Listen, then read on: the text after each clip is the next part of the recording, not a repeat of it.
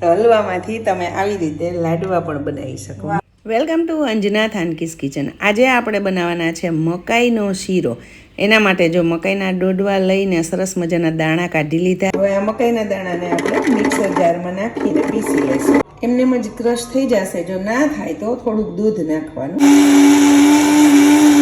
જો આવું સરસ મિક્સર બની જશે। હવે કઢાઈ લેશું જેનું તરિયું થોડુંક જાડું હોય યા ફિર નોનસ્ટિક હોય અને એમાં આપણે 1 થી 1.5 ચમચી ઘી નાખશું અને જે મકાઈ આપણે પીસી એ પણ આમાં નાખી દઈશું અને 2 થી 3 મિનિટ આવી રીતે આને હલાવતા રહેશું।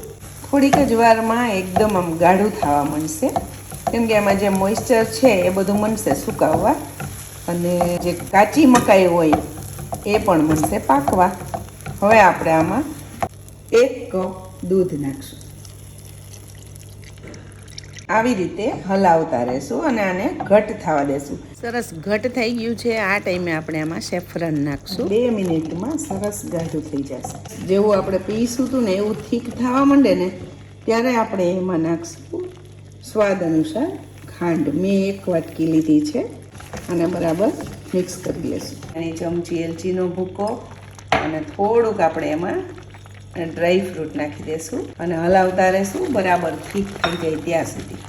એન્ડમાં આપણે નાખશું થોડું ઘી। પહેલાં 1-1.5 ચમચી નાખેલું, હજી પાછી 1 થી 1.5 ચમચી નાખી અને ઘી છૂટું પડે ને ત્યાં સુધી એને હલાવશું। જો મસ્ત ઘી ને હલવો ને બધું આમ કડાઈથી છૂટવા માંડ્યું। રેડી છે આપણો હલવો। એને બીજા એક વાસણમાં કાઢી લેશું। રેડી છે સરસ મજાનો લીલી મકાઈનો હલવો। એને આપણે થોડા ડ્રાય ફ્રૂટથી ગાર્નિશ કરી દઈશું। બહુ જ ટેસ્ટી થાય છે। જરૂરથી એકવાર ટ્રાય કરજો।